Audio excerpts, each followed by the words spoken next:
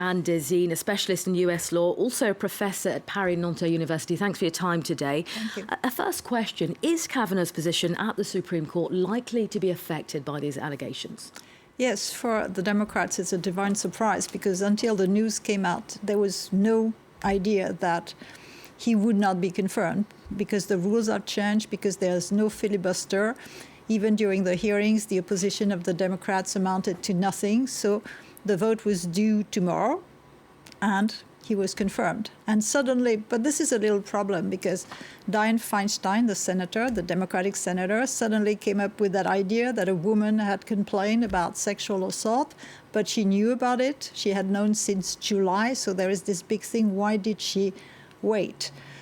Now, what's interesting is that the Republicans have realized this is tricky ground, and instead of attacking Dr. Ford very violently, like they would usually do, they realize that this is very dangerous for the vote because they have difficulties with female voters, and if they don't show some empathy, then they're in difficulty. So they've agreed, which was not obvious, to have this hearing on Monday. But now the woman says, I want the FBI. Of course, the FBI is always involved during the confirmation process, okay, after the name is announced by the president. And what's interesting with Kavanaugh is that because he's worked in the executive branch, because he was a judge, Court of Appeal judge, he's been investigated by the FBI many times. Okay, so lots of questions, still to be asked about this. Is there any kind of precedent? Have we seen a scandal like this, if you will, so close to the actual vote for a nominee? There are a number of withdrawals of nominees that happens, a number of rejections. But the real episode that we think about is 1991 with somebody who's now sitting on the court, Justice Clarence Thomas.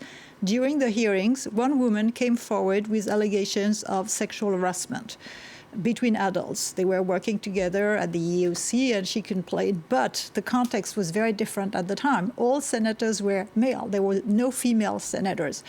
And the hearings went very fast. It was not organized properly. Some witnesses were not heard. And that's probably the reason why Dr. Ford wants the FBI to find what other people might go to the hearing and testify about what they see, what they saw, what they knew. So Anita Hill was very bad, and we've had Clarence Thomas, the justice that never asks a question, on the court since then. So everybody has that in mind. Now, the context is also a little different because we are very close to midterm elections. That was not the case when there was the hearing for now Justice Thomas. I mean, President Trump has rejected any idea of there, being a background check reopened into Kavanaugh. Mm-hmm. Is that the end of the story? Could there still be an inquiry? We don't know. The FBI has the information and they are looking into it, but they made no announcement. So it's a question of pressure now who's going to win. The Democrats and the woman and her lawyer would like the FBI to be involved. And the Republicans need to push and make sure there's the hearing on Monday, because then they can vote on the nomination and approve the nomination. If not, we are coming very close to the end of the session and then the midterms elections. And for the Republican side, it's vital that they have this nomination confirmed before the midterms, because God knows what happens afterwards. They're very worried about a Democratic majority. Well, let's stay with the midterms because they are coming up very shortly. How much could this impact those?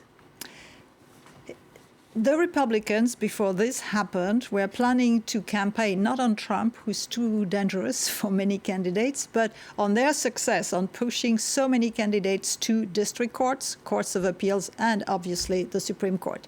So this cannot be done. And I know that there are some Republicans that in a way say, if we fail, if we cannot nominate Kavanaugh, that's good news because we can really mobilize the base by saying, look what the Democrats have done to us.